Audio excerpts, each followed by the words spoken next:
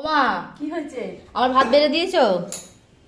যেই চা খেতে বসবো উনি ভাত বেড়ে দিয়েছো? এত চা খেতে বসেছো তো কি ভাত হয়েছে? ready করে দিয়েছি ওইদিকে।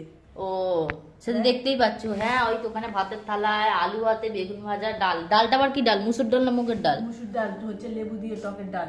আমি একটু চা খাবো, চাটা ঠান্ডা হয়ে যাবে। আর আমার টিফিন?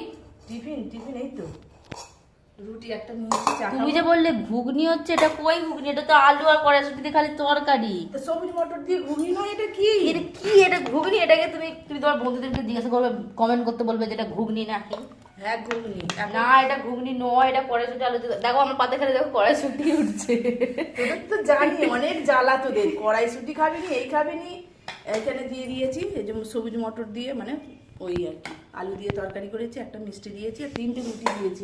হ্যাঁ আমাকে ভাতটা টেবিলে দিয়ে দাও, টেবিলে খাবো আমি। টেবিলে ভাত খাবি? আমি ফর্মাল পরে বসে কেন কষ্ট হয়, পেটে লাগে আমার। ঠিক আছে, তরকারিটা একটু ঠান্ডা হোক। আর এখানে এই যে আলু ভাতে তেল লঙ্কা বেগুন ভাজা আর লেবু দিয়ে টকের ডাল বললাম। তোমরাও খেয়ে নাও তাহলে এখন। বা আমি এখন 10টা চা 10:30টার খাবো। সময়। এখন খেতে বলছি না, 10:30। নে